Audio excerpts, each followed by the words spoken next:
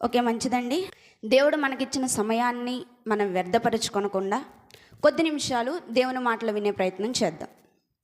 ముందుగా తండ్రి అయినటువంటి దేవుడు నరుణ్ణి నిర్మించి ఆ నరునికి ఆయన చేసిన సృష్టిని ఇచ్చాడు. సృష్టి అంతటిని కూడా ఏలమని నరునికి ఆజ్ఞాపించాడు.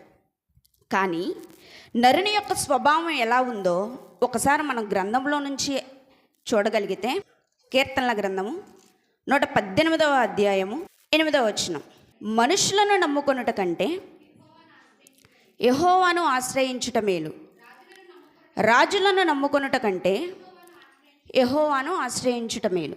ఈ మాటను ఎందుకు చదివించాను అనంటే, తండ్రి అయినటువంటి దేవుడు సృష్టిని నిర్మించి ఆయన మనకు ఒక మాటను తెలియపరిచారు, ఒక మాట ఇచ్చాడు.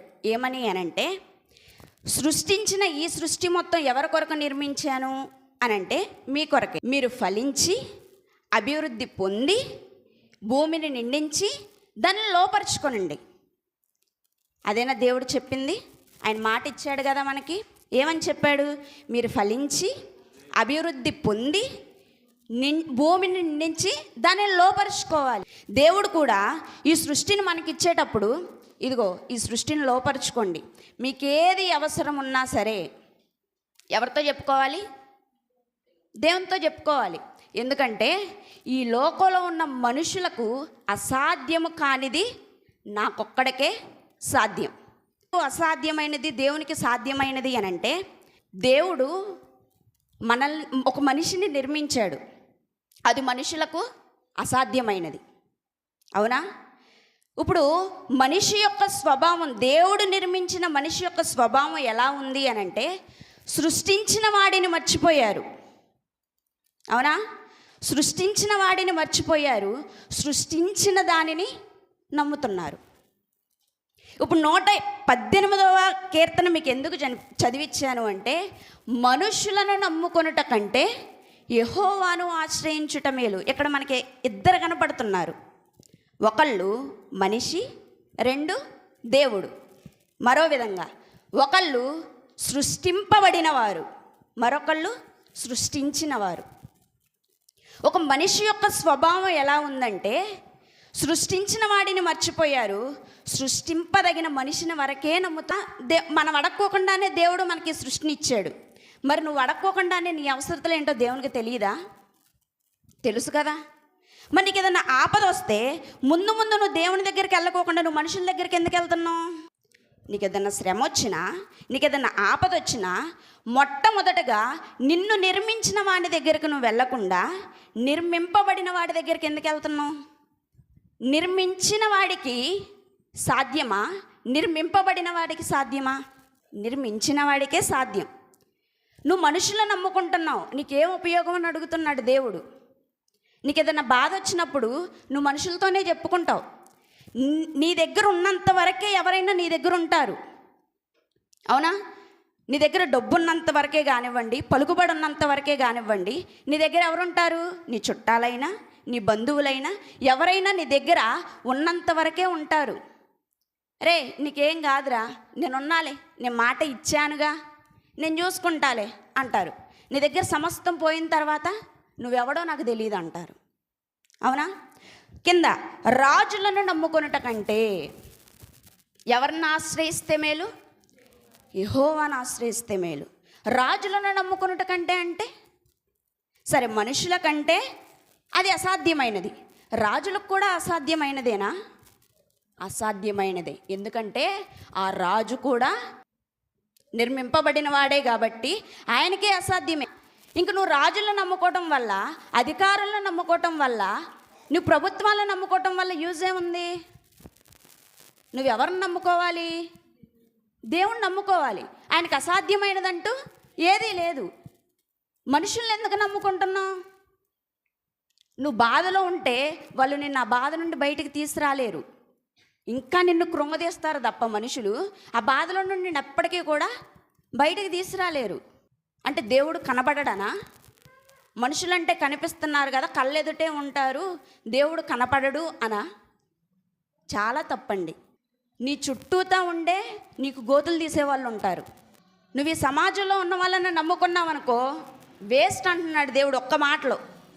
రాజులను నమ్ముకున్నావనుకో ఇంకా వేస్ట్ అంటున్నాడు. నిర్మించిన వాడను నేను, నీకు ఏది అవసరమో నీ హృదయ ఆలోచనలు ఎరిగిన వాడను నేను, నీకు సమస్తము సాధ్యపరిచేవాడను నేను. సో నువ్వెవరిని నమ్ముకోవాలి? నన్ను నమ్ముకో. నువ్వు మనుషులను నమ్ముకుంటే యూజ్ ఏముంది? రాజులను నమ్ముకుంటే ఉపయోగం ఏముంది? అధికారులను నమ్ముకుంటే ఉపయోగం ఏముంది? నువ్వెవరిని నమ్ముకోవాలి? నీకు సమస్తము సాధ్యపరిచేది నేను కాబట్టి నువ్వు నన్ను నమ్ముకోవాలి.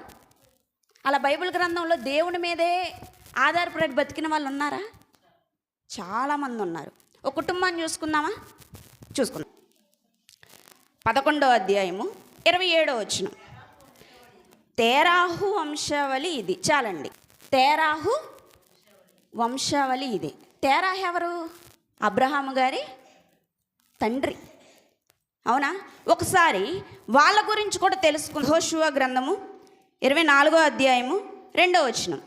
యెహోషువ గ్రంథము 24వ అధ్యాయము 2వ వచనం. యెహోషువ జనులందరితో ఇట్లా నేను ఇశ్రాయేలీల దేవుడైన యెహోవా చెప్పినదేమనగా, ఆది కాలము నుండి మీ పితరులు అనగా అబ్రహామునకును నాహోరునకును తండ్రి అయిన తెరాహు కుటుంబకులు నది అద్దరిని నివసించి ఇతర దేవతలను పూజించిరి. ఈ మాట ప్రకారం అబ్రహాం గారు ఎవరండి? ఒక అన్యుడు ఆయన. కింద మనకు అక్కడ కనిపిస్తుంది కదా, ఇతర దేవతలను పూజించేవాడు. కల్దీయుల ఊరు అనే ఊరిలో ఆయన జన్మించడం జరిగింది. తన తండ్రి వృత్తి ఏంటి అని అంటే విగ్రహాలను తయారు చేసి వాటిని పూజించటం. ఏదో ఒక సమయంలో దేవుని పిలుపు అనేది వస్తుంది. అదే సమయంలో ఆయనకి దేవుడైన యెహోవా దగ్గర నుండి ఒక పిలుపు వచ్చింది. అవునా? నువ్వు ఎలాంటి పరిస్థితుల్లో అన్నా ఉండు, నువ్వు ఎలాంటి వాడివైనా అవ్వని, నీకు ఎంతైనా ఉండని, ఏదో ఒక రోజు ఎలాంటి సమయంలోనైనా దేవుని దగ్గర నుండి నీకు పిలుపు అనేది ఖచ్చితంగా వస్తుంది. అలా పిలుపు వచ్చినప్పుడు అబ్రహాం గారు ఏం చేశారో చూడండి ఒకసారి. ఆదికాండము 12వ అధ్యాయము 1వ వచనం. త్వరగా. యెహోవా నీవు లేచి నీ దేశము నుండి నీ బంధువుల యొద్ద నుండి బయలుదేరి నేను నీకు చూపించు దేశమునకు వెళ్ళుము. చాలండి. యెహోవా అంటే దేవుడు అబ్రహాం గారితో మాట్లాడుతున్నారు. ఆయన ఊరు అనే ఊరిలో ఉన్నప్పుడు దేవుని యొక్క పిలుపు అబ్రహాం గారికి వినబడి ఆయన ఇలా మాట్లాడుతున్నాడు. ఏమని అంటే, నీవు లేచి నీ దేశము నుండి నీ బంధువుల యొద్ద నుండి నీ తండ్రి ఇంట నుండి, ఇవన్నీ కాదు సమస్తమును కూడా వదులుకొని నేను చూపించే దేశానికి నువ్వేం చేయాలి? వెళ్ళాలి. మనమైతే వెళ్తామా? కానీ అబ్రహాం గారు అలా అనలా. దేవుడైన యెహోవా ఇదిగో నీవు లెగిచి నీ దేశాన్ని వదిలేయి, నీ కుటుంబాన్ని వదిలేయి, నీ తండ్రిని వదిలేయి, అసలు నువ్వు నివసించే ప్రాంతాన్ని వదిలేసి సమస్తాన్ని వదిలేసి నేను చూపించు దేశానికి వెళ్ళు. ప్రయాణమై వెళ్ళాడు ఆయన? లేదా దేవా నేను వెళ్ళను అన్నాడా? వెళ్ళాడు. మాట ఎదురు చెప్పుకోకుండా అక్కడి నుంచి బయలుదేరి వెళ్ళాడు. ఎందుకని వెళ్ళాడు? దేవుని మాట ప్రకారంగా ఆయన నడుచుకున్నాడు. ఇదిగో పాలు తేనెలు ప్రవహించే దేశాన్ని నేను నీకు ఇస్తా, నువ్వేం చేయాలి? నువ్వు ప్రయాణమయ్యి నేను చూపించే దేశానికి నువ్వు వెళ్ళి అబ్రహాము అంటవేంటో అబ్రహాం గారు లేచి బయలుదేరి అలా వెళుతూ ఉండగా 13వ అధ్యాయము 2 నుంచి 6 వచనాలు చదవండి ఒకళ్ళు. అబ్రహాము వెండి బంగారము పశువులు కలిగి బహు ధనవంతుడయ్యుండెను. అతడు ప్రయాణము చేయుచు దక్షిణము నుండి బేతేలు వరకు, అనగా బేతేలుకును హాయికిని మధ్య తన గుడారము మొదట నుండిన స్థలము వరకు వెళ్ళి తాను మొదట బలిపీఠము కట్టించిన చోట చేరెను. అక్కడ అబ్రహాము యెహోవా నామమున ప్రార్థన చేసెను. అబ్రహాముతో కూడా వెళ్ళిన లోతునకు గొర్రెలు, గొడ్లు, గుడారములు ఉండెను గనుక వారు, జాగ్రత్తగా వినండి, వారు కలిసి నివసించుటకు ఆ ప్రదేశము చాలకపోయెను. ఎందుకనగా వారి ఆస్తి వారు కలిసి నివసించలేనంత విస్తారమైనది. ఎంత విస్తారమైనది? ఎంత విస్తారమైనది? కలిసి నివసించలేనంత విస్తారమైనది. ఇప్పుడు అబ్రహాం గారికి ఏమేమి ఉన్నాయి? వెండి ఉంది, బంగారం ఉంది, పశువులున్నాయి, గుడారాలున్నాయి. అవునా? ఇంకా లోతు గారును అబ్రహాం గారు కలిసి నివసించలేనంత విస్తారమైన ఆస్తి. అంత ఆస్తున్న అబ్రహాం గారి జీవితంలో సంతోషం అనేది ఉందా? మీరు చెప్పండి. ఇంత ఆస్తుంది, తినటానికి తిండి కరువు లేదు, కట్టుకోవడానికి బట్టల కరువు లేవు, నివసించడానికి గుడారాలు కరువు లేవు. అవునా? పశువులు కరువు లేవు. అసలు బహుధనవంతుడు అంటే ఇంక దేనికి లోటు లేదు ఆయనకి. కానీ ఆయన జీవితంలో సంతోషం అనేది లేదు. కొంతమంది ఎట్లా చెప్తే ఏమంటారో తెలుసా? ఆయనకు అంత ఆస్తి ఉంది కాబట్టే ఆయన దేవుణ్ణి నమ్ముకున్నారు. అదే ఆస్తి పోతే నమ్ముకోడు కదా. ఆస్తిని పక్కన పెట్టు, ఆస్తిని అనుభవించడానికి ఎవరు కావాలి? వారసుడు ఉండాలి కదా. కానీ ఆ వారసుడు ఉన్నాడా? మరి ఆయన బాధ ఎవరికి చెప్పుకుంటారు చెప్పండి? ఆయన మనుషులతో చెప్పుకున్నాడా? మరి ఎవరితో చెప్పుకున్నాడు? పై వచనంలో యెహోవా నామమున ప్రార్థన చేశాను. ఆయనకి ఏ సమస్య ఉన్నా, ఏ ఇబ్బంది ఉన్నా, అది సంతోషకరమైన వార్తే కానివ్వండి, ఇబ్బందికరమైన వార్తే కానివ్వండి, ఏదైనా సరే మొట్టమొదటిగా మనలాగా మనుషులకు చెప్పుకోడు. ఎవరికి చెప్పుకుంటాడు? దేవునికి చెప్పుకుంటాడు. ఆయనకు అంత ఆస్తుంది, చక్కగా సంతోషంగా రాజులా బతకొచ్చు ఆయన. కానీ దాన్ని అనుభవించడానికి ఎవరు లేరు? వారసులు లేడు. ఎంత ఆస్తున్నా సరే, ఎంత మనం సంపాదించినా సరే, మన తర్వాత దాన్ని అనుభవించాలన్నా దానికి వారసుడు కావాల్సిందే ఖచ్చితంగా. వారసులు లేకపోతే నువ్వు సంపాదించినంత ఏమైపోద్ది? వ్యర్థమైపోదు. అవునా? అప్పటికీ కూడా అంత ఆస్తున్నా దాన్ని అనుభవించడానికి వారసులు లేడు. మరి దేవుడు చెప్పాడు ఆయనకి, నువ్వేం బాధపడ మాకు, నీకు ఆస్తి లేకపోయినా పర్వాలేదు, అదే కుమారుడు లేకపోయినా పర్వాలేదులే, ఆస్తి ఉందిగా సరిపెట్టుకో అన్నాడు ఆ దేవుడు. అన్నాడండి? అన్నలా. 13వ అధ్యాయము 15వ వచనం, ఎందుకనగా నీవు చూచుచున్న ఈ దేశమంతటిని నీకును నీ సంతానమునకును సదాకాలము ఇచ్చేదను, మరియు నీ సంతానమును భూమి మీద నుండి ఇసుక రేణుల వలె విస్తరింపజేసేదను.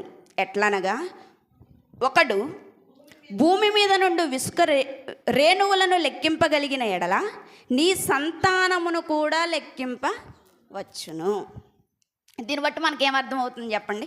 ఆయన మాట ఇచ్చాడు అబ్రహాం గారికి. ఎక్కడ? ఆయన ప్రయాణమై వస్తున్నప్పుడే దేవుడు మాట ఇచ్చాడు. అప్పటికి ఆయనకి ఎన్ని సంవత్సరాలు? 75 సంవత్సరాలు. 75 సంవత్సరాల వాళ్ళకే దేవుడు ప్రత్యక్షమయ్యి నీకు గర్భఫలాన్ని ఇస్తాను అని చెప్పాడు. పిచ్చి పట్టిందా ఏంటి? ఈ వయసులో గర్భఫలం దాల్చడం ఏంటి? పిల్లోడిని కంటం ఏంటి? మళ్ళీ అది దేవుడు చెప్తున్నాడు అని చెప్పడం మనం చీప్గా చూడమా? పిచ్చెక్కి ఇట్లా మాట్లాడుతుందేమో అనుకుంటాము కూడా.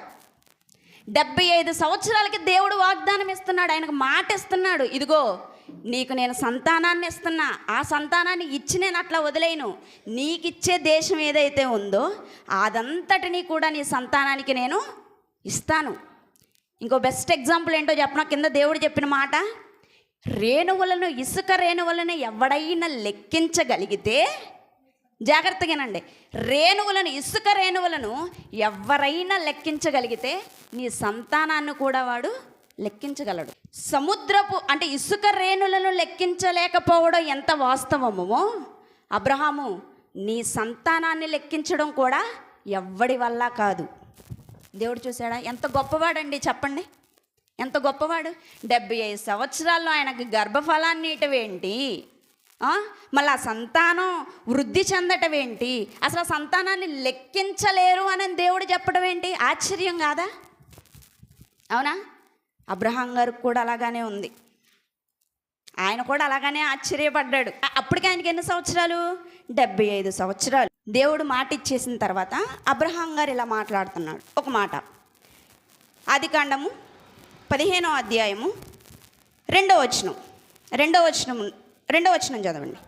అందుకు అబ్రహాము, ప్రభు అయిన యెహోవా నాకేమి ఇచ్చనేమి, నేను సంతానము లేనివాడనైపోవచ్చున్నాను కదా. దమస్కు ఎలియాజరే నా ఇంటి ఆస్తికర్తలు కదా. మరియు అబ్రహాము, ఇదిగో నీవు నాకు సంతానం ఇయ్యలేదు గనుక నా పరివారములో ఒకడు నాకు వారసుడగునని చెప్పగా, తర్వాత అబ్రహాం గారు దేవునితో మాట్లాడుతున్నాడు అనమాట. దేవా, నువ్వు నాకు ఎన్ని ఇస్తే ఏంటి, నువ్వు నాకు ఎంత ఆస్తి ఇస్తే ఏంటి, ఎంత జనాంగాన్ని ఇస్తే ఏంటి, నువ్వు నాకు కొదువ లేకుండా నువ్వు నాకు ఎంత పెడితే ఏముంది దేవా, నాకంటూ ఎవరు లేరు, సంతానం లేదు కదా, నువ్వెంత ఇచ్చినా నేనేం చేసుకోను, అతడే కదా నా ఆస్తికి వారసుడు అవుతాడు అని అబ్రహాం గారు ఎవరితో మాట్లాడుతున్నాడు? దేవునితోనే మాట్లాడుతున్నాడు. అక్కడ దేవుడు ఏం చెప్పాడు? ఇసుక రేణులో ఎవరినైనా లెక్కించగలిగితే నీ సంతానం లెక్కించవచ్చు ఈజీగా. అంటే దాన్ని లెక్కించలేడు కాబట్టే నీ సంతానం. అసలు అంత గొప్ప మాట చెప్పిన తర్వాత మళ్ళీ అబ్రహాం గారు, దేవా నువ్వెంత ఆస్తిస్తే నాకేంటి, దాన్ని అనుభవించడానికి ఉండాలి కదా అని అడుగుతున్నాడేంటి? దాని కింద చదవండి 4వ వచనం. యెహోవా వాక్యము అతని యొద్దకు వచ్చి, ఇతడు నీకు వారసుడు కాడు. ఎవరో? ఎలియాజరు. నువ్వు అనుకుంటున్నట్టు నీ పరివారంలో ఓడు, నీ పనోడు, నీ అన్న కొడుకు, నీ తమ్ముడు కొడుకు, మా చెల్లి కొడుకు, వీళ్ళు కాదు నీకు వారసులు. అసలు నీకు వారసులు వాళ్ళు ఎప్పటికీ అవ్వరు.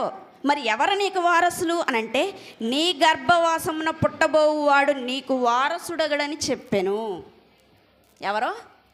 నీ గర్భానే పుడతాడు. నీ అన్న చెల్లి అక్క తమ్ముడు వీళ్ళ కొడుకులు నీకు వారసుడు కాదు. నీ దగ్గర ఎప్పటి నుంచో నమ్మకంగా పనిచేసేవాడు కూడా నీకు వారసుడు కాదు. మరి ఎక్కడి నుండి వస్తాడయ్యా వారసుడు అంటే, నీ గర్భంలో నుంచే నీకు వారసుడు వస్తాడు. దేవుడు స్టేట్మెంట్ ఇచ్చేశాడా? మాట ఇచ్చేశాడా? మరి మాట ఇచ్చిన దేవుడు మర్చిపోతాడా చెప్పండి? మనుషులైతే మర్చిపోతారు వెంటనే. ఇప్పుడన్న మాట రేపొద్దునకి వెళ్ళి అడగండి, మర్చిపోతారు. ఎందుకంటే వాళ్ళకి అసాధ్యం.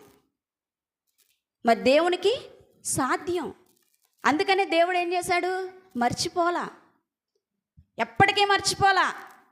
దాని తర్వాత కింద, మరియు ఆయన వెలుపలికి అతన్ని తీసుకొని వచ్చి, నీవు ఆకాశము వైపు తేర చూసి, అంటే అక్కడ ఇసుక రేణులే లెక్కించ, అది పక్కన పెట్టండి. ఇంకొక ఎగ్జాంపుల్ చెప్తున్నాడు కింద. నీవు ఆకాశము వైపు తేరు చూచి నక్షత్రములను లెక్కించుటకు నీ చేతనైతే లెక్కించుమని చెప్పి నీ సంతానము ఇలాగవునని చెప్పాను. ఇక దేవుడు కూడా చెప్పేతను, ఇదిగో నీ చేతనైతే నువ్వేం చేయాలి? ఆకాశం వైపు చూడు, నక్షత్రాలు కనపడతాయి, అట్లా లెక్కించు. నీకు సాధ్యం అంటున్నాడా? నీ చేతనైతే అంటే దాని అర్థం ఏంటి? నీకు చేత కాదు, దాన్ని లెక్కించడం నీకు అసాధ్యం. నీ చేతనైతే నువ్వు లెక్కించు. అలా చేస్తాను నీ సంతానాన్ని, అలా అభివృద్ధి చేస్తాను నీ సంతానాన్ని, అలా విస్తరింపజేస్తాను నీ సంతానాన్ని అని దేవుడు అబ్రహాం గారితో చెప్తున్నాడు.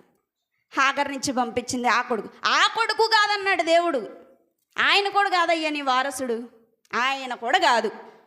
అప్పటికి ఆయనకి ఎన్నో సంవత్సరాలు? 86 సంవత్సరాలు. చూడండి 16వ అధ్యాయం 16వ వచనంలో లాస్ట్ లైన్, అబ్రహాము 86 ఏండ్లవాడు. ఎన్ని? 86 సంవత్సరాలు. 86 సంవత్సరాలు 86 సంవత్సరాలు ఎదురు చూసి చూసి చూసి చూసి, మనమైతే దేవుడు లేడు, ఏమి లేదు. ఆయన ఏం చేశాడు? మాట తప్పాడు అన్న మాట తప్ప నా దేవునికి సమస్తము సాధ్యమే, ఆయన ఎప్పటికైనా నన్ను నిలవబెట్టగలడు అనే నమ్మకం మనలో ఉందా? కాబట్టే మనం ఎట్టున్నాం. మనకున్నదేంటి? అవిశ్వాసం. ఆయనకున్నదేంటి? విశ్వాసం. అందుకనే కదనండి ఆయన ఎవరికి తండ్రి అయ్యాడు? విశ్వాసులకు తండ్రి అయ్యాడు. మనం మన బిడ్డలకే తండ్రులం అవుతాం, తల్లులం అవుతాం, ఇంకెవ్వరికే అవ్వం. కానీ ఆయన విశ్వాసులకు తండ్రి అయ్యాడు. తర్వాత ఇంకొక వచనం, అలా చెప్తూ ఉండంగా, సంతానాభివృద్ధి కోసం చెప్తూ ఉండంగా ఆయన వాళ్ళని తీసుకొచ్చి వీళ్ళని తీసుకొచ్చి, ఇదిగో దేవా వీళ్ళేనా నా సంతానం, సరే హాగరుకు పుట్టినోడు ఉన్నాడు కదా ఆయనేనా నా సంతానం అని ఎవరిని అడుగుతున్నాడు? దేవుణ్ణి అడుగుతున్నాడు. అప్పుడు దేవుడు ఏం సెలవిస్తున్నాడు అంటే 17వ అధ్యాయం 16వ వచనం, నేను ఆమెను ఆశీర్వదించి ఆమె వలన నీకు కుమారుణ్ణి కలుగజేసేదను. ఎవరి వలన? శారా వలన. ఎవరిని ఆశీర్వదిస్తాడు? శారాను ఆశీర్వదిస్తాడు. ఎవరి గర్భాన నీకు కుమారుడు పుడతాడు? శారా గర్భానే నీకు కుమారుడు పుడతారు. అలా చదువుకుంటూ వచ్చినప్పుడు అక్కడ వద్దండి, 17వ వచనం, అప్పుడు అబ్రహాము సాగిలపడి నవ్వి 100 ఏళ్ల వానికి సంతానము కలుగునా అంటే ఆయనకే నమ్మకం లేదు. 100 ఏళ్ళు అంటే 100 సంవత్సరాలు. 100 ఏళ్ల వానికి ఎక్కడైనా సంతానం కలిగిద్దండి? సరే మీరు చెప్పండి, 100 ఏళ్ల వాడికి 100 సంవత్సరాల సంతానం కలిగిద్దా? ఎందుకు కలగదు? నువ్వు నమ్ముకున్న దేవుడు సాధ్యపరిచేవాడైతే ఎందుకు కలగదు? ఆయనకు ఒక డౌట్ వచ్చింది, 100 ఏళ్ల వానికి సంతానము కలుగునా, 90 ఏళ్ల శారా కనునా అని మనసులో అనుకొనేను.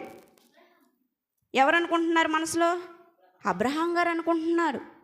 అలా అనుకునే సందర్భంలో 19వ వచనం, దేవుడు నీ భార్య అయిన శారా నిశ్చయముగా నీకు కుమారుణ్ణి కనెను. చాలా ఒకసారి ఇక్కడ ఆగుదాం. నీ భార్య అయిన శారా నిశ్చయముగా కుమారుణ్ణి కనను. ఎవరన్నా చెప్తారు అసలు మాట? ఆ కుమారుణ్ణి కంటమే కాదు, ఆయనకు ఒక పేరు కూడా పెట్టాలి. ఆ పేరేంటో తెలుసా? నువ్వైతే చెప్తావు ఆ పేరేంటో? ఆయనకు నమ్మకం రావటానికి చూడండి, ఇదిగో శారానే కంటది, నీ భార్య అయిన శారా గర్భంలో నుంచే వస్తాడు కుమారుడు. ఆ కుమారుడికి ఏమని పేరు పెట్టాలో తెలుసా? కింద చదవండి, నీవతనికి ఇస్సాకు అని పేరు పెట్టుదువు. ఏమని పేరు? ఇస్సాకు అని పేరు. నీ గర్భం ఇవ్వటమే కాదు అబ్రహాము, శారా గర్భంలో నుంచి నీ కుమారుని పుట్టించడమే కాదు అబ్రహాము, ఇదిగో నీకు ఒక మగ పురుషుని ఇస్తున్నా. ఆ కుమారుడికి ఏమని పేరు పెట్టాలో తెలుసా? ఇస్సాకు అని పేరు పెట్టు. అది ఎవరితో దేవుడు సంభాషణ చేస్తున్నాడు? అబ్రహాము గారితో సంభాషణ చేస్తుంటే కింద శారా గారు చూడండి, 18వ అధ్యాయం 11వ వచనం, 11వ వచనం అండి, 18వ అధ్యాయం 11వ వచనం. అబ్రహామును శారాయును బహుకాలము గడిచిన వృద్ధులై ఉండిరి, స్త్రీ ధర్మము శారాకు నిలిచిపోయేను గనుక. స్త్రీ ధర్మము అంటే గర్భం ఉడికిపోయింది. గర్భం ఉడికిపోతే పిల్లలకు అంటారా? కండరు కదా. గర్భం ఉడికిపోయింది అంటే ఆ ధర్మం గడిచిపోయింది గనుక శారా నేను బలము ఉడికిన దానినై తరువాత నాకు సుఖము కలుగునా, నా యజమానుడు వృద్ధుడై ఉన్నాడు కదా అని తనలో తాను అనుకొనెను. ఎందుకు అనుకుంటుందంటే దేవుడైన యెహోవా అబ్రహాం గారిని గుడారములోనికి పిలిచి మాట్లాడుతున్నాడు అనమాట అబ్రహాం గారితో. ఇదిగో నేను ఇలా ఇస్తాను, శారా గర్భము నుంచే వస్తుంది, కుమారుడు వస్తాడు అని ఇలా సంభాషణ జరుగుతూ ఉంటుంటే శారమ్మ గారు ఏం చేశారంటే గుడారము బయట నుండి ఆ మాటలు విని అప్పుడు వచ్చి సంభాషణ ఆ మాటలు విని నవ్వుకుంటుంది. ఏమని? గర్భము ఉడికిన దానిని నేను ఎలా పిల్లలకంట, నా భర్త ముసలోడైపోయాడు, ఎండిపోయిన చర్మం నా భర్తది, నాది ఉడికిపోయిన గర్భం నాది, ఈ సమయంలో దేవుడు మాకు గర్భఫలం ఇవ్వటం ఏంటి అని నవ్వుకుంటుంది. అలా నవ్వుకుంటున్న సందర్భంలో చివరికి వచ్చాం. అలా నవ్వుకుంటున్న సందర్భంలో దేవుడైన యెహోవా అబ్రహాం గారితో మాట్లాడుతున్నాడండి. 13వ వచనం, అంతటా యెహోవా అబ్రహాముతో నీవు వృద్ధురాలైన నేను నిశ్చయముగా ప్రసవించేదనా అని శారా నవ్వనేలా. అయ్యా నేను గర్భాన్ని ఎత్తానని చెప్పాను, అవునా? ఆమె ఎందుకు నవ్వుతుంది? వృద్ధురాలైపోయిందనా? అవునా? ఆమె ఎందుకు నవ్వుతుందయ్యా? నేను కదా మాట ఇచ్చింది, నేను కదా దాన్ని నెరవేర్చేది. ఆమె ఎందుకు నవ్వుతుంది? వృద్ధురాలు అయిపోయిందనేనా? తన శరీరం ఎండిపోయిందనేనా? అవునా? అందుకనే నవ్వేదే. కానీ మన దేవుడు ఎలాంటి వాడో తెలుసా? ఎంత గొప్పవాడో తెలుసా? ఎండిపోయిన స్థితిలో నుంచి జీవముతో నింపే దేవుడు మన దేవుడు. జీవముతో నింపే దేవుడు మన దేవుడు. వాళ్ళకి ఆశలన్నీ కోల్పోయినాయి. ఎన్నో అవమానాలు పడ్డారు. అవన్నీ పక్కన పెట్టండి. కానీ మాట్లాడే దేవుడు మనకుండంగా ఆయన మౌనంగా ఉండగలుగుతాడా? మనకు మాట ఇచ్చిన తర్వాత ఆయన మౌనంగా ఉండగలుగుతాడా? ఉండలేడు. ఎండిన స్థితిలో కూడా నిన్ను జీవింపజేసి నీ గర్భాన్ని తెరిచి గర్భంలో నుంచి కుమారుణ్ణి తీసుకురాగల గొప్ప శక్తిమంతుడు ఎవరైనా ఉన్నారంటే దేవుడే. అది ఎవ్వరికీ కూడా సాధ్యము కానిది, ఎవ్వరికీ కూడా సాధ్యం కాదు. అందుకని దేవుడు కింద మాట్లాడుతున్నాడు, యెహోవాకు అసాధ్యమైనది ఏదైనా ఉందా? యెహోవాకు అసాధ్యమైనది ఏదన్నా ఉందా? అసాధ్యమైనది అంటే సాధ్యము కానిది. మనుషుల వరకే అది అసాధ్యమైనది, కానీ దేవునికి సమస్తము సాధ్యమే. దేవుడు మాటిచ్చాడు. మాటిచ్చిన ప్రకారంగా ఎక్కడ నెరవేర్చాడు? నాకు అసాధ్యమైనదంటూ ఏది లేదయ్యా, నీకు గర్భాన్ని ఇస్తా అన్న మాట ఎక్కడ నెరవేర్చాడు? చూద్దామా ఒకసారి. 100 సంవత్సరాలు వచ్చేసాయి అబ్రహాం గారికి. ఆ మాట నెరవేరిందా అంటే నెరవేరింది. చూడండి ఒకటి, ఆదికాండము 21వ అధ్యాయము 2వ వచనం. ఎట్లనగా దేవుడు అబ్రహాముతో చెప్పిన నిర్ణయ కాలములో శారా గర్భవతి అయి అతని ముసలితనమందు అతని కుమారుని కనెను. అప్పుడు అబ్రహాము తనకు పుట్టినవాడును తనకు శారా కనినవాడనైనా తన కుమారునికి ఇస్సాకు అని పేరు పెట్టెను. పుట్టాడా? మాటిచ్చాడా దేవుడు? మాటలు నిలబెట్టుకున్నాడా దేవుడు? అవునా? మర్చిపోయాడా? నిలబెట్టుకున్నాడు. ఇప్పుడు మనం ఎవరిని నమ్మాలి చెప్పండి? మనం ఎవరిని నమ్మాలి? దేవుడు నీకు మాట ఇవ్వలేదా? మనకే ఇచ్చాడు మాట. కానీ ఆ మాట నెరవేరాలంటే మనం ఎలా ఉండాలి? ఆయన యందు భయభక్తులు కలిగి విశ్వాసముతో ఎదురు చూడాలి. ఒక క్వశ్చన్ ముగిచ్చేస్తాను. ఒక క్వశ్చన్, వాళ్ళు ఇన్ని సంవత్సరాలు వేచి ఉన్నారు. 75 నుండి 100 మధ్యలో ఎన్ని సంవత్సరాలు? 25 సంవత్సరాలు. 25 సంవత్సరాలు వేచి చూశారు గర్భం కోసం. ఇస్తానన్నాడు దేవుడు గర్భం అని 25 సంవత్సరాలు ఎదురు చూశారు. అవన్నీ వృధా అయిపోయినాయా? 25 సంవత్సరాలు వ్యర్థములైపోయినాయా? మాట్లాడరేంటండి? వినలేదా? మళ్ళీ మొదలేమంటారా? 25 సంవత్సరాలు వ్యర్థంగా గడిచిపోయాయా? గడిచిపోలా. 75 నుంచి 100 సంవత్సరాల మధ్యలో ఉన్న వాళ్ళు ఎదురు చూసిన క్షణాలు ఎయ్యి కూడా మర్చిపోవాలి. కానీ చివరాఖరికి వచ్చి ఏమైంది? దేవుడు ఆ బహుమానాన్ని ఇచ్చాడు. చితికిన స్థితిలో వాళ్ళని ఏం చేశాడు? లేపి నుంచోబెట్టాడు. నువ్వు ఎలాంటి దాని అన్నా అవ్వని, నువ్వు ఏ స్థితిలో అన్నా ఉండని, దేవుని మీద నమ్మకం ఉంచితే దేవుడు నీకు ప్రతిఫలాన్ని అందిస్తాడు. కొత్త నిబంధనలో అపోస్తులైన పౌలు గారు కూడా మనకు ఒక మాట తెలియజేశారు. త్వరగా హెబ్రీయులకు రాసిన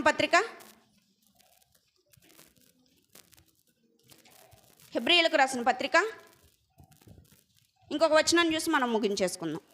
హెబ్రీయులకు రాసిన పత్రిక 11వ అధ్యాయము 11వ వచనం. విశ్వాసమును బట్టి శారాయు వాగ్దానము చేసినవాడు నమ్మదగినవాడని ఎంచుకొనెను గనుక తాను వయస్సు గతించినదైనను గర్భము ధరించుటకు శక్తి పొందెను. ఆ శక్తినిచ్చింది ఎవరు? ఆమె ఏమనుకుని నవ్వుకుంది? ఈ వయసులో నాకు గర్భం ఏంటి, నేను మొయ్యగలుగుతున్నా? ఆల్రెడీ ఎండిపోయి ఉంది, ఆల్రెడీ లోపల అంతా ఉడికిపోయి ఉంది. ఈ టైంలో నేను గర్భాన్ని ఎలా మోస్తా? చర్మం అంతా ముడతలు పడిపోయి ఉన్నాయి, నడవటానికి కూడా వీలు లేని పరిస్థితులు. ఈ టైంలో నేను గర్భం మోయటం ఏంటి అని ఆలోచించుకొనేనా నవ్వింది. కానీ ఇక్కడ ఏమైంది? నమ్మదగిన వాడని ఎంచుకుంది. నేను నమ్మినవాడు నమ్మదగినవాడు. నేను నమ్మిన వానికి సమస్తము సాధ్యమే, అసాధ్యమైనదంటూ ఏది కూడా లేదు. సమస్తము సాధ్యమే అని నమ్మారు కనుక భార్యాభర్తలు ఇద్దరు ఏమైంది? శక్తి పొంది కుమారుని కంది. ఆ కుమారుడికి ఇస్సాకు అని పేరు కూడా పెట్టింది. అవునా? ఎంత గొప్ప దేవుడు మన దేవుడు. సాక్షాత్తు యేసుక్రీస్తు ప్రభువారు కూడా ఒక స్టేట్మెంట్ ఇస్తున్నాడు చూడండి. లాస్ట్ మాట, మార్కు సువార్త 10వ అధ్యాయము, మార్కు సువార్త 10వ అధ్యాయము 27వ వచనం. మార్కు సువార్త 10వ అధ్యాయం 27వ వచనం. యేసు వారిని చూచి, ఇది మనుష్యులకు అసాధ్యమే కానీ ఎవరికి అసాధ్యం? మనుష్యులకు అసాధ్యం, దేవునికి అసాధ్యము కాదు. దేవునికి సమస్తము సాధ్యమే. ఏం సాధ్యం? సమస్తము సాధ్యం. ఎవరికి అసాధ్యం? మనుషుల వరకే అసాధ్యం. ఎందుకంటే నిర్మించింది ఆయన, నిర్మింపబడింది మనం. కాబట్టి మనకు అసాధ్యం, నిర్మించిన వాడికి సమస్తము కూడా సాధ్యమే. అది ఎలా నీ లైఫ్లో నీకు ఏదైనా మేలు జరగాలంటే, దేవుడి నుండి నువ్వు మేలులు పొందుకోవాలంటే మొట్టమొదటిగా నువ్వేం చేయాలి? ఆయన నమ్మాలి. నమ్ముట నీ వలనైతే నువ్వు నమ్మిన వానికి సమస్తము సాధ్యమే. ఆయనకు అసాధ్యమైనదంటూ ఏది కూడా లేదు. ముందు నీకేం కావాలి? నమ్మటం తెలియాలి. ఆయన నమ్మదగిన వాడు అని నువ్వు ఎరగాలి. అలా ఎరిగినప్పుడే నువ్వు నమ్మిన వానికి సమస్తము కూడా సాధ్యం. అబ్రహాం గారు నమ్మారా? నమ్మారు. ఆయనకు సాధ్యమైనదా? దేవునికి సాధ్యమైంది. ఆయనకు అసాధ్యమైనదంటూ ఏదీ లేదు. ఆఖరిగా నేను చెప్పేది ఏంటంటే, మనకేదన్నా సమస్య వచ్చినా, మనకేదన్నా ఇబ్బంది వచ్చినా, యేసుక్రీస్తు సాక్షాత్తు యేసుక్రీస్తు ప్రభువారే మాట సెలవిచ్చారు, మనుషులకు అసాధ్యం కానీ దేవునికి సమస్తం. అసలు అది అసాధ్యం దేవునికి అన్నది ఏది కూడా లేదు. మెయిన్గా మనం గుర్తుంచుకోవాల్సింది ఏంటంటే, అసలు ఆయనకు అసాధ్యం. సృష్టిని మనకెందుకు ఇస్తాడు? అవునా? దేవుడు నాకేం చేశాడండి అని అంటున్నావు. అంతకంటే ముందు నీ మైండ్లో ఇంకో క్వశ్చన్ రేజ్ అవ్వాలి. నువ్వు బతుకున్నావంటే అది దేవుని కృప. దేవుణ్ణి చెయ్యి విడిచేశాడా, నీ శరీరంలో నుండి ఆత్మ వెళ్ళిపోద్ది. ఎప్పుడు నాకేం చేశాడంటావు? నువ్వు బ్రతుకున్నావు, అది సరిపోదా నీకు? అవునా? అంత ఆస్తుంది. ఆయన ఏమన్నా చేయగలిగాడా? అబ్రహాం గారు ఎవరికి సాధ్యపడింది? దేవునికే సాధ్యపడింది. అలాగని మనం కూడా మనకే అవసరత, ఎలాంటి పరిస్థితిలో అయినా ఉండనివ్వండి, ఎలాంటి కఠినమైన స్థితిలో అయినా ఉండనివ్వండి, మన బాధలు ఏమన్నా ఉంటే మనం ఎవరికి చెప్పుకోవాలి? దేవునికి చెప్పుకోవాలి. ఆయన పిలుపు ప్రతి ఒక్కరికి ఖచ్చితంగా ఏదో ఒకసారి వస్తుంది. ఆ పిలుపును గ్రహించి దేవుని యందు భయభక్తులు కలిగామే అనుకో, ఎన్ని టైం నీ జీవితంలో మేళ్ళే జరిగితే. ఆ పిలుపును మనం నిర్లక్ష్యం చేసామనుకో, మనకు పెట్టి రెడీ చేయాల్సిందే. వాస్తవం ఇది. దేవుడు మాకేం చేశాడు, మాకేం చేశాడు, మాకేం చేశాడు అన్నది పక్కన పెట్టు. ముందు నువ్వు దేవునికి ఏం చేసావో గ్రహించు. ముందు నువ్వు దేవునికి ఏం పెట్టావు, అసలు ఆయనకి ఇష్టానుసారంగా నువ్వు ఎక్కడ బతికావన్నది ఒకసారి ఆలోచించుకోవాలి మనం. ఆయన మనకు అన్నీ ఇచ్చాడు, మనమే ఆయనకి ఏమి ఇవ్వలేదు. ఆయన నుండి మనం ఆయన మన నుండి కోరుకునేది ఏంటి? ఆయన యందు భయభక్తులు కలిగి ఆయనకి ఇష్టలుగా ఉంటూ విశ్వాసంతో ఆయన్ని ఆరాధించాలి. అంతే కదా దేవుడు మనల్ని అడిగింది. మనం దేవుణ్ణి ఏం అడుగుతాం? దేవా బంగారం ఇవా, ఇల్లు కట్టుకోవాలి, డబ్బులు ఇవా, ఇంకా పిల్లలు లేరయ్యా, పిల్లలు నువ్వు అడిగిందల్లా ఇస్తున్నాడా? ఇంకా నయ్యం, మనం కోటీశ్వర్లు అవ్వాలని మనం కోరుకున్నాం అనుకోండి, దేవుడు ఆ నిర్ణయాన్ని అంటే ఆయన సక్సెస్ చేశాడు అనుకోండి, దేవుడు లేడు, ఏమి లేదు, అసలు దేవుడే గుర్తుకు రాడు అప్పుడు. అందుకనే మనకేమి ఇవ్వట్లా దేవుడు. ఇది మంచిదే. మనకు అన్నీ ఇచ్చాడు అనుకోండి, మనం ఎక్కడెక్కి కూర్చుంటాం? చెట్టెక్కి కూర్చుంటాం. ఏమి ఇవ్వకోకుండా మనకు అవసరమైంది ఆయన మనకి ఇచ్చాడు అనుకోండి, మనం ఎక్కడ ఉంటాం? చెట్టు కిందే ఉంటాం. అర్థమవుతుందా? ఎప్పుడైనా మనకేదన్నా బాధ వచ్చినా, మనకి ఎలాంటి సమస్య వచ్చినా మెయిన్గా మనుషులతో చెప్పుకోవటం పక్కన పెట్టేయాలి. మనుషులతో అసలు ఎప్పుడూ కూడా చెప్పుకోవద్దు. వాళ్ళు నీకు ఏది కూడా సాధ్యపరచడరా నాయన అని దేవుడు మొత్తుకుంటున్నా మనమేం చేస్తాం? మనుషులతో చెప్పుకోవటానికే ఇష్టపడతాం. కాబట్టి ప్రతి ఒక్కరూ కూడా గమనించాలి, దేవుడు అబ్రహాం గారి జీవితంలో ఎంతో మేలుని చేశాడు. ఆయన నమ్ముకున్న దేవుడు ఎప్పుడు కూడా ఆయన్ని అన్యాయం చేయాలి. అలాగానే మనం నమ్ముకుంటున్న దేవుడు కూడా మనల్ని ఎప్పుడు కూడా అన్యాయం చేయడు. కాబట్టి మన అవసరతలు ఏదున్నా సరే ముందుగా మనం ఎవరికి చెప్పుకోవాలి? దేవునికి చెప్పుకున్నప్పుడే నీ జీవితంలో కానీ నా జీవితంలో కానీ మేలులు అనేవి మనం చూస్తాం. ఓకేనా? తల వంచండి, చిన్న ప్రార్థన చేసుకుందాం.